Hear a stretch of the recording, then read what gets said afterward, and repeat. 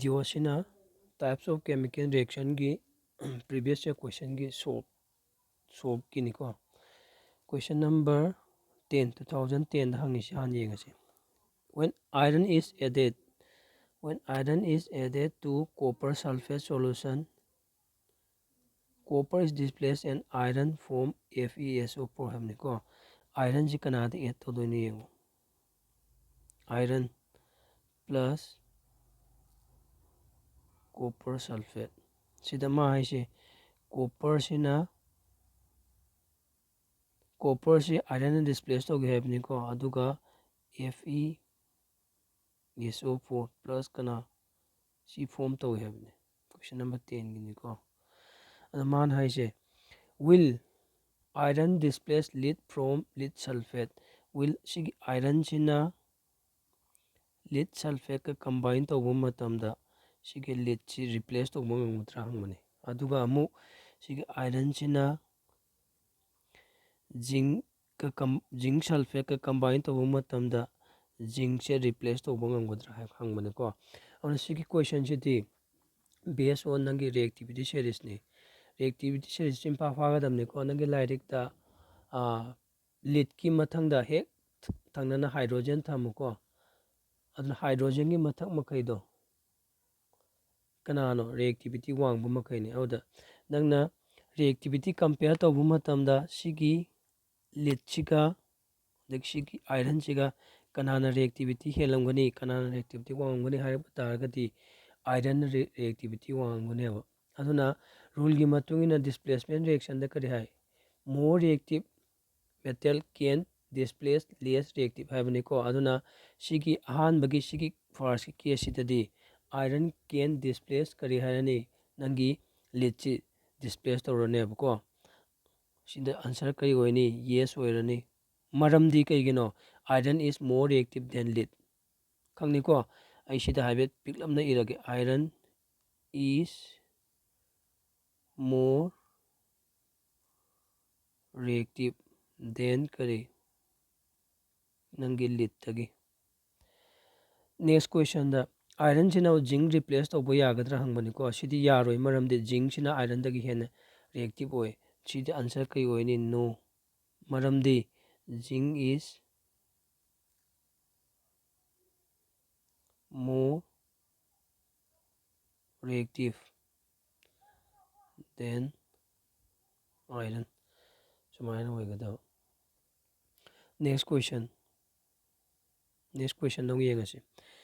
identify the type of each reaction having ko first kita carbon hydrogen add to aduna sigi reaction sinang either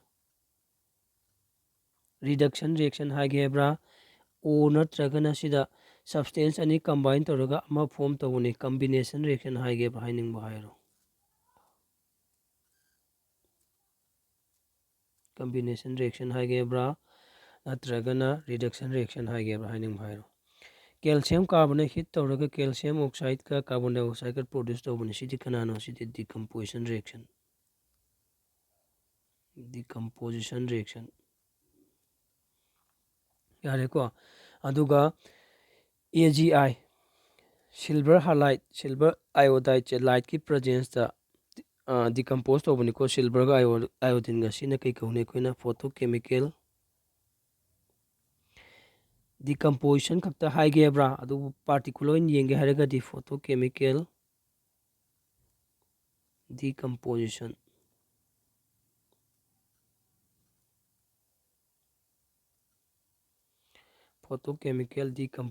sumaina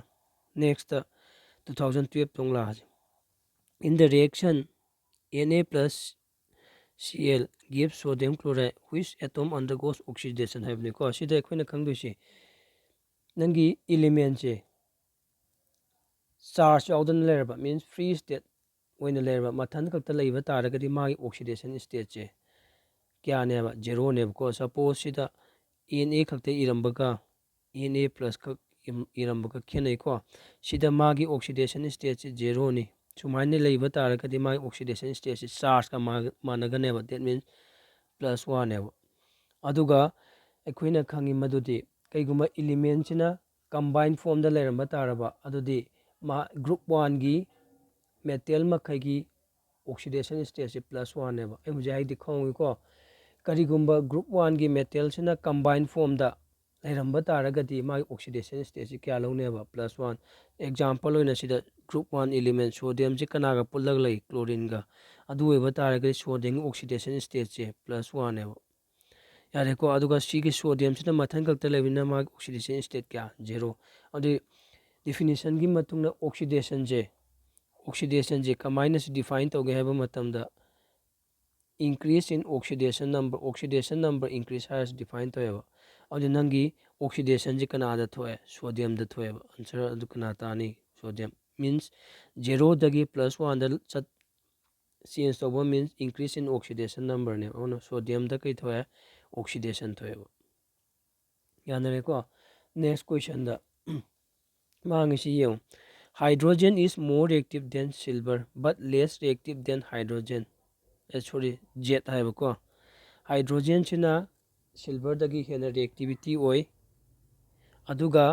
Z ꯍꯥꯏꯕ ꯁꯤꯗꯒꯤꯗꯤ less reactive ꯑꯣꯏ ꯍꯥꯏꯕꯅꯤꯀꯣ ꯑꯗꯨꯗꯩ ꯀꯣꯏꯁꯟ ꯍꯪꯉꯤꯁꯤ ꯀꯩꯅꯣ a piece of silver metal is place in dilute sulphuric dilute ꯑꯥꯏꯁꯦꯜꯗ ꯊꯝꯕ ꯃꯇꯝꯗ ꯀꯔꯤ ꯊꯣꯛꯀꯅꯤ ꯍꯪꯕꯅꯤ ꯑꯗꯨ ꯌꯦꯡꯉꯨ ꯁꯤꯒꯤ ꯍꯥꯏꯗ꯭ꯔꯣꯖꯦꯟꯁꯤꯒ ꯁꯤꯒꯤ ꯁꯤꯜꯚꯔꯁꯤꯒ ꯔꯤꯑꯦꯛꯇꯤꯚꯤꯇꯤ ꯀꯅꯥꯅ ꯋꯥꯡꯉꯤ ꯁꯤꯒꯤ ꯍꯥꯏꯗ꯭ꯔꯣꯖꯦꯟꯁꯤꯅ ꯋꯥꯡꯉꯤꯀꯣ ꯑꯗꯨꯅ ꯔꯨꯜꯒꯤ ꯃꯇꯨꯡ ꯏꯟꯅ ꯀꯔꯤ ꯍꯥꯏ ꯃꯦꯇꯦꯜ ꯄ꯭ꯂꯁ ꯗꯥꯏꯂꯨꯠ ꯑꯦꯁꯤꯠꯁꯦ ꯀꯅꯥ ꯄꯤꯒꯅꯤ ꯍꯥꯏ ꯁꯣꯜ ꯄ꯭ꯂꯁ ꯍꯥꯏꯗ꯭ꯔꯣꯖꯦꯟ ꯄꯤꯒꯅꯤ ꯍꯥꯏꯕ ꯍꯥꯏꯗ꯭ꯔꯣꯖꯦꯟꯁꯤ ꯒ꯭ꯌꯥꯁ ꯑꯣꯏꯅ ꯑꯗꯨꯕꯨ ꯅꯪ ꯀꯟꯗꯤꯁꯟ ꯑꯃ ꯐꯣꯂꯣ ꯇꯧꯒꯗꯕ ꯗꯦꯠ ꯃꯦꯇꯦꯜ ꯅꯣꯠ ꯀꯟꯗꯤꯁꯟꯗꯀꯣ ꯅꯪꯒꯤ metal suit B above hydrogen in the reactivity series ꯁꯤꯒꯤ ꯃꯊꯛꯇ ꯄꯤꯔꯤꯕ ꯁꯤꯒꯤ ꯃꯦꯇꯦꯜꯒ ꯗꯥꯏꯂꯨꯠ ꯑꯦꯁꯤꯠꯀ ꯀꯝꯕꯥꯏꯟ ꯇꯧꯔꯕ ꯃꯇꯨꯡꯗ ꯁꯣꯜꯀ ꯍꯥꯏꯗ꯭ꯔꯣꯖꯦꯟꯒ ꯄꯤꯊꯣꯛꯀꯅꯤ ꯍꯥꯏꯁꯦ ꯁꯤꯒꯤ ꯀꯟꯗꯤꯁꯟꯁꯤ ꯐꯣꯂꯣ ꯇꯧꯒꯦ ꯍꯥꯏꯔꯒꯗꯤ ꯅꯪꯒꯤ ꯃꯦꯇꯦꯜꯗꯣ ꯔꯤꯑꯦꯛꯇꯤꯚꯤꯇꯤ ꯁꯦꯔꯤꯁꯇ ꯍꯥꯏꯗ꯭ꯔꯣꯖꯦꯟꯒꯤ ꯃꯊꯛꯇ ꯂꯩꯒꯗꯕꯅꯦꯕ ꯑꯗꯨꯗ ꯐꯥꯔꯁꯀꯤ ꯀꯦꯁꯁꯤꯗ ꯁꯤꯜꯚꯔꯁꯤꯅ ꯍꯥꯏꯗ꯭ꯔꯣꯖꯦꯟꯁꯤꯗꯒꯤ ꯂꯦꯁ ꯔꯤꯑꯦꯛꯇꯤꯚ ꯑꯣꯏꯔꯝꯃꯤꯅ ꯑꯍꯥꯟꯕꯒꯤ ꯀꯟꯗꯤꯁꯟꯁꯤꯗ ꯁꯤꯜꯚꯔꯁꯤꯅ ꯍꯥꯏꯗ꯭ꯔꯣꯖꯦꯟꯁꯤ ꯗꯤꯁꯄ꯭ꯂꯦꯁ ꯇꯧꯕ ꯌꯥꯔꯔꯣꯏ ꯏꯁꯝ ꯁꯝꯃꯤꯗ ꯁꯤꯒꯤ ꯍꯥꯏꯗ꯭ꯔꯣꯖꯦꯟ ꯒ꯭ꯌꯥꯁꯁꯦ ꯏꯁ ꯅꯣꯠ ꯏꯕꯣꯜቭ ꯁꯤꯗ ꯍꯥꯏꯗ꯭ꯔꯣꯖꯦꯟ ꯒ꯭ꯌꯥꯁ ꯄꯤꯊꯣꯛꯑꯔꯣꯏꯀꯣ ꯍꯥꯏꯗ꯭ꯔꯣꯖꯦꯟ ꯒ꯭ꯌꯥꯁ ꯁꯤꯒꯤ ꯀꯦꯁꯇꯗꯤ H2 gas is not form H2 gas is not form ꯍꯥꯏꯒꯦ ꯍꯥꯏꯔꯣ ꯁꯨꯃꯥꯏꯅ ꯅꯠꯇ꯭ꯔ hydrogen gas will not release ꯍꯥꯏꯒꯦꯕ꯭ꯔꯥ then next piece of metal is placed in aqueous NO3 as silver nitrate solution ꯌꯦꯡꯉꯨꯀꯣ ꯖꯤꯡꯁꯤꯅ ꯀꯅꯥꯗ ꯊꯝꯗꯣꯏꯅꯣ silver ꯅꯥꯏꯇ꯭ꯔꯦꯠꯇ ꯑꯗꯨꯗꯤ ꯁꯤꯒꯤ ꯖꯤꯡꯁꯤꯅ silver ꯅꯥꯏꯇ꯭ꯔꯦꯠꯇ ꯑꯗꯨꯗꯤ ꯀꯔꯤ ꯊꯣꯛꯀꯅꯤ ꯌꯦꯡꯉꯨ ꯁꯤꯒꯤ ꯖꯤꯡꯁꯤꯅ ꯁꯤꯜꯚꯔꯁꯤꯗꯒꯤ ꯍꯦꯟꯅ ꯔꯤꯑꯦꯛꯇꯤꯚ ꯑꯣꯏꯕ ꯃꯦꯇꯦꯜꯅꯤꯀꯣ ꯑꯗꯨꯅ ꯗꯤꯁꯄ꯭ꯂꯦꯁꯃꯦꯟ ꯔꯤꯑꯦꯛꯁꯟ ꯊꯣꯛꯑꯅꯤ ꯁꯤꯗꯗꯤ ꯖꯤꯡꯁꯤꯅ ꯁꯤꯜꯚꯔꯁꯤ ꯃꯍꯨꯠ ꯁꯤꯟꯗꯣꯛꯈ꯭ꯔꯅꯤ ꯀꯅꯥ ꯐꯣꯝ ꯇꯧꯅꯤ ꯖꯤꯡ ꯅꯥꯏꯇ꯭ꯔꯦꯠ ꯄ꯭ꯂꯁ ꯀꯅꯥ ꯐꯣꯝ ꯇꯧꯅꯤ AG means sidadi number 2 gi sidadi displacement reaction will occur displacement reaction will takes place sumaina isam sambida yanare ko then question 2013 gi question number 1 what are catalysts haibane ana catalyst hairagadi substance ni ko karamba substance which increase or decrease the rate of reaction nangi rate of reaction increase to honba natragana decrease to honba without itself being consumed by means masamak se reaction thokpa matam yaroi da ko ana a catalyst is a substance haro it is a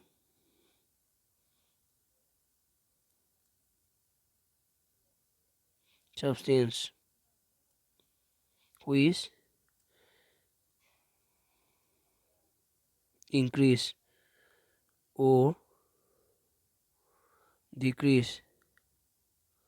the rate of reaction without itself being consumed without itself being consumed. Sumaina. Next up,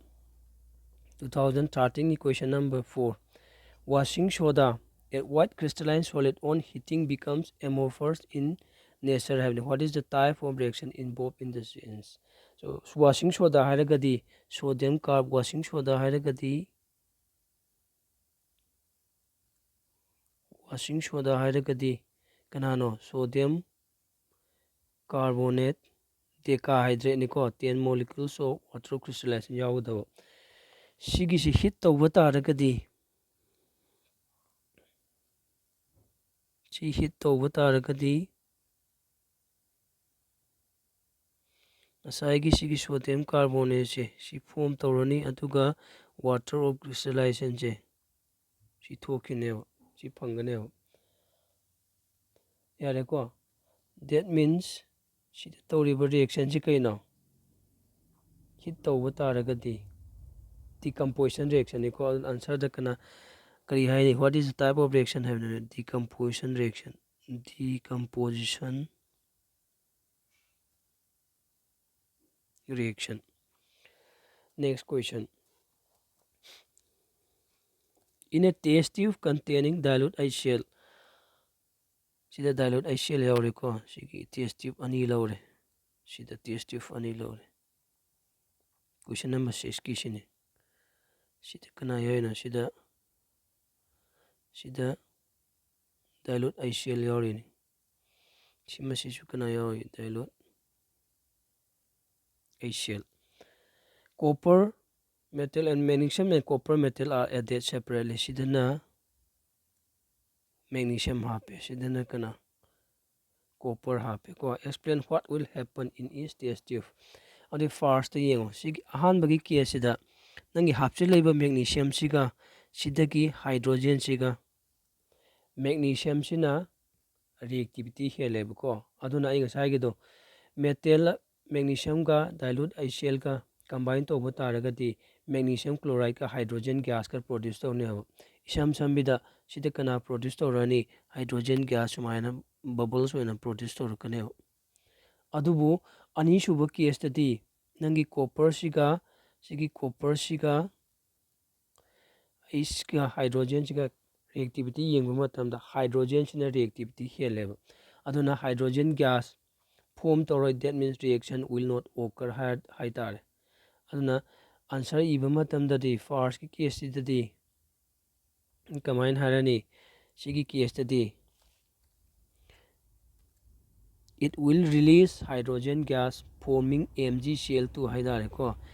will release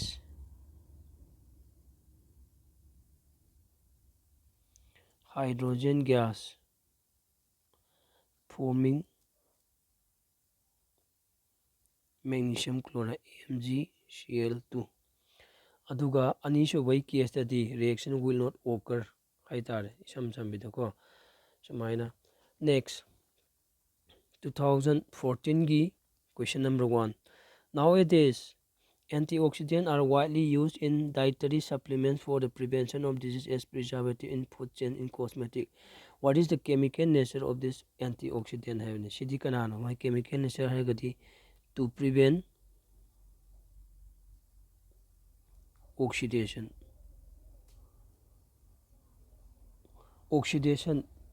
thingnaba hapiba chemicals natra substance bu kai ko antioxidants ko there ko. Next 2014 question number 2 the a piece of metal when immersed in aqueous copper sulfate solution discharge the blue color of the solution. Copper sulfate ki solution je koina khangadaba ma si kaino si je blue color nebo there ko sigi blue color se nangi sigi blue color se sida metal ama dip to matamda nangi blue color discharge to game that means displacement reaction thokrameba displacement reaction thoi si kaigino nangi ngasai gi copper sulfate hapse leba metal duna reactivity henbadagi ne kanadagi copper dagi aduna question hangi si kaino predict the position of the metal relative to copper in the activity series haibne audi metal du kaida lerangoni nang sa hapchiliba metal du metal must be above copper in the kaida activity series to the copper gi mathak te lerangoni aduna ni nang ngasai gi copper gi color do discharge away do copper sulfate ki color blue or ma discharge away do next question do yeng magnesium ga burning of magnesium metal cannot be extinguished by carbon dioxide give reason haibne koina mai chakpa matam thingba matam da carbon dioxide changi ko adubu nangna magnesium se sigi magnesium se mai chai ngi sida carbon dioxide add tawba taragadi nangi mai chakpa si lepoeba sum hengalakane ba ko maram de kaigin haiba matam da sigi magnesium mai chakpa matam da fangiba heat tuna ko nangi carbon ga oxygen ga si bond se hana break tawrakane ba adi matam da kana tholakani carbon tongan tholakani oxygen tongan tholakani further hujiki tholaiba oxygen duga amu sigi magnesium siga combine tawgine ba maramdi oxygen du de mai chakpa da support tawdoibani auna mai chakpa support taw adum cha lairani that means magnesium duga amu oxygen duga amu kana form tawrakani magnesium oxide form tawgane ba ko aduga further kana ga carbon amuga form tawrakane aduna maram oiraga nangi carbon dioxide se pisinba matamda nangi burning of magnesium se lepoeba adum continuously cha laigane next 2015 da what chemical change is expected in the year when lightning occurred during thunderstorm during lightning dadi akoigi lightning tawu matamda atmosphere da yawu nitrogen ga oxygen ga si combine tawra kana form tawrongani nitrogen monoxide form tawrongane ba twice NO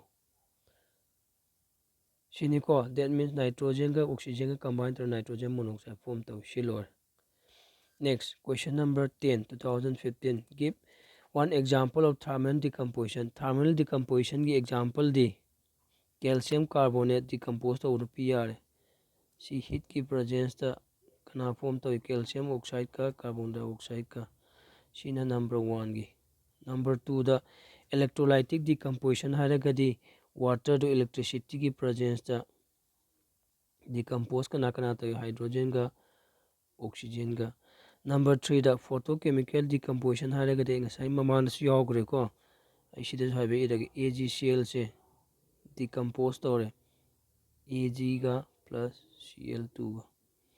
sida 2 hape sida su 2 hape sumaina yare ko next 2017 question number 9 ki 1 da give one example of each of the following reaction a catalytic reaction of great industrial importance number 1 the catalytic reaction catalyst never reaction ama you have ni ko odi kana ini ama ekte irasi ko nitrogen ga hydrogen ga combine tawraga ammonia form tawre NH3 si kana I presence tawi iron jina catalyst wen sina doine sita nitrogen ani adi hydrogen ke ohum si kaino catalytic reaction ni maram di catalyst iron ne number 2 the double displacement reaction giving a white PPT have ni ko sidi nangi thumi lawro sodium chloride che AgNO3 the half silver nitrate solution the half matamda khudakta silver chloride ki white PPT ama form tawrakane si kanano si white PPT ne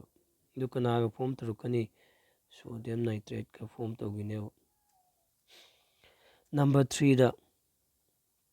a non-metal displacing another non-metal form is compound have non-metal ama na atopa non-metal ama displace over reaction example oina sumain ko irko chlorine ga sodium bromide ka react tawre kana form tawgini si chlorine jina bromine jima chelo NaCl plus kana Br2 balance ti nang nasan tawjero ko next 2018 da lao 2018 da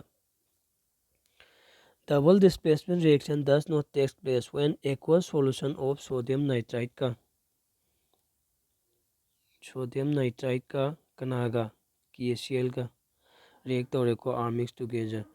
Sodium nitrite ka KCl ka potassium chloride ka react tawbu matamda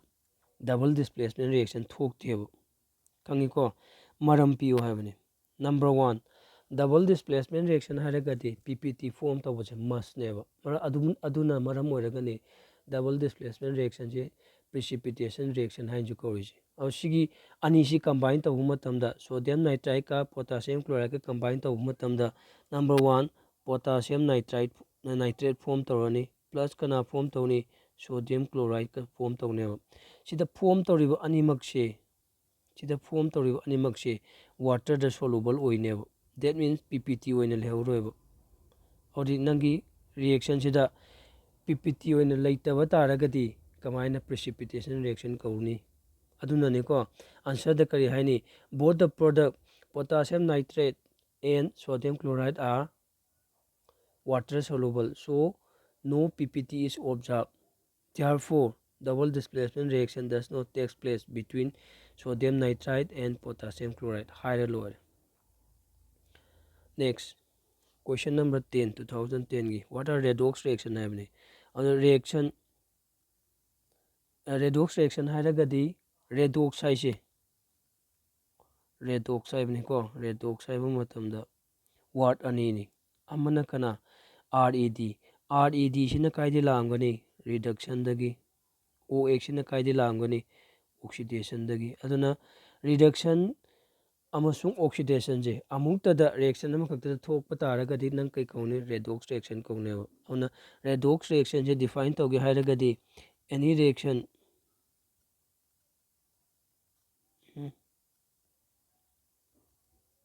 any reaction in which both oxidation and reduction occur simultaneously. Amuktada reduction ju thokpa oxidation ju thokpa taragadi nang redox reaction kaurani ko example piu haibani example yengasi ko sida copper oxide se sida hydrogen add tawre kana pirakani nang copper ka water ka pine aduda example piro haire aduga mana kana hai reducing agent kana no identify tawbe nang example duda number 1 ekoina khangadabse oxidation thoiba masa se always time reducing agent ne work tawgadamne amuka harke ko oxidation thoiba masa se reducing agent ne work tawgadamne point number 1 point number 2 reduction thoiba masa se oxidizing agent ne work tawgadamne audi oxidation kana da thoi yeng hojik sida copper siga oxygen ga punna lerami ko reaction tho matungda copper mathandane that means oxygen se remove tawgre haiba yaiba auna nonda oxidation hairagadi kamain hai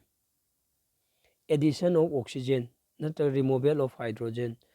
then reduction hairagadi kamain hai addition of hydrogen natragana kari removal of oxygen audi sigi case dadi oxygen remove tawgre ne ko audi sidi kana thongani reduction thomane sida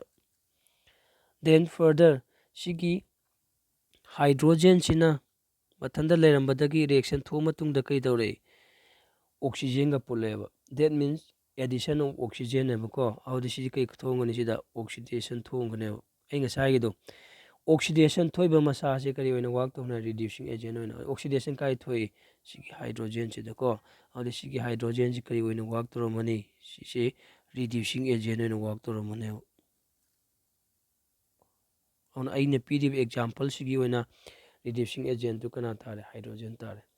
2022 describe with example thermal decomposition electrolytic decomposition reaction ga singa sai tawre ko aina ngasai pi calcium carbonate decomposition number 2 gina electrolytic decomposition of water gang tawodo for the next video da mu next chapter gi question jing lainers thank you